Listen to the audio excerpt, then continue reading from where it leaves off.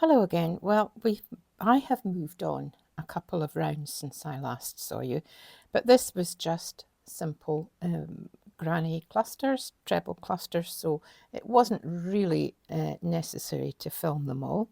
The pattern tells you exactly the count for them and the colours that I've used, but you can virtually see that it was the pale silver, the white and the pale silver again. I think it's time to introduce that very subtle pale pink again, because I do feel that in the pattern you have to keep things going so that you've got the continuity. So this is this very pale pink, and I'm on the front of the blanket. My last round was on the reverse side, that was the pale silver, and I've turned the blanket over, and time to start with the pale pink and on the front. But for this one, we're going right back to this idea here, where I put an edging, a small edging of red around the white square, and that's what we're going to do with the pink now. Just do a small edging of pink before we move on to the next part. So for this, we're going to work into the top of every stitch, and rather than into the spaces between the clusters. It'll all come back to you because you'll remember doing that with the red in the squares. And I'm not going to start in the corner, I'm just going to start in the first stitch after the corner and just attach my yarn.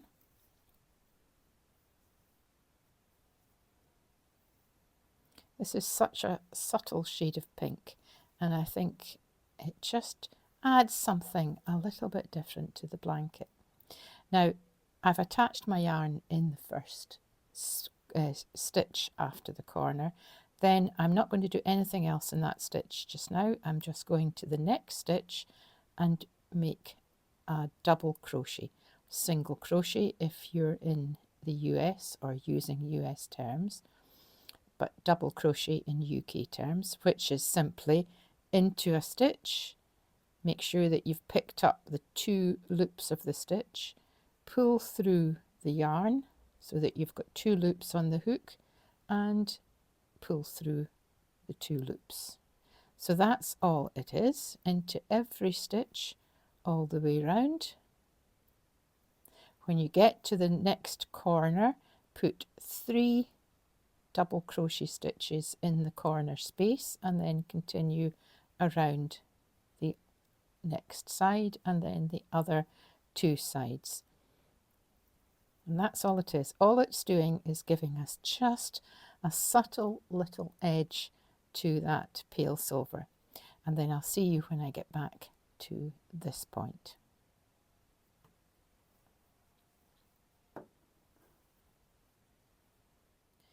And now I'm back where we started, and this is a completely empty corner so far.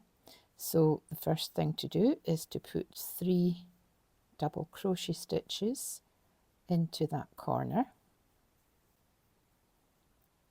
and then that very first stitch where all we did was attach the yarn, we can put a double crochet stitch in it and then slip stitch into the next stitch, and that's that round complete. Fasten off.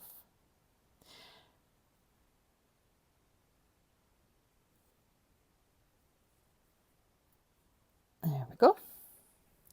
So that is round 1, 2, 3, 4, 5, 6. So round 6 was the pale pink round, and I'll be back to show you round 7. Now for round 7, I'm not going to turn the blanket, because what we did was after round 1, 2, 3, 4, 5, we turned the blanket over, which brought us back onto the front, and we did round 6, which was the pale pink.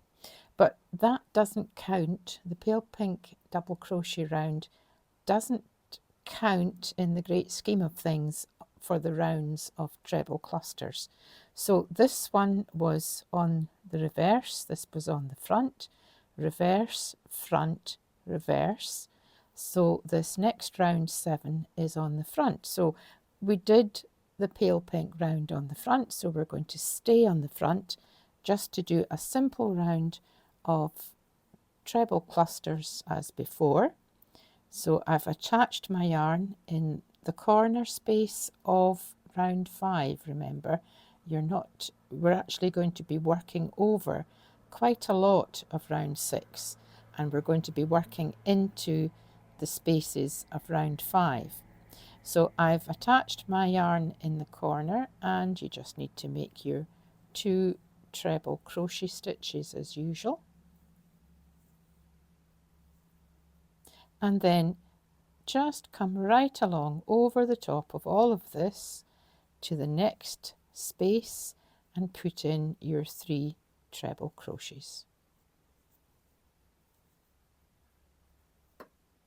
And that's all there is to round 7.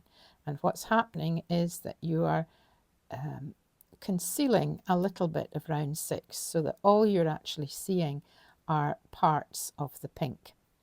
So you'll work all the way around all 4 sides. At the corners, of course, it's treble 3, chain 2, treble 3, and then when you come back to this first corner, you'll finish it off with treble 3, chain 2, and slip stitch into the top of the first chain 2. So I'm going to work around. I think with this particular round of trebles, you want to keep them just a little bit on the loose side of the tension.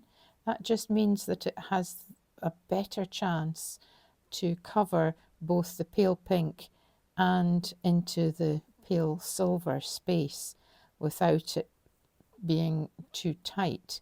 As you can see, that's sitting quite nicely with just a little bit of the pale pink showing. So I'm going to work all the way round, and I'll be back to start round 8.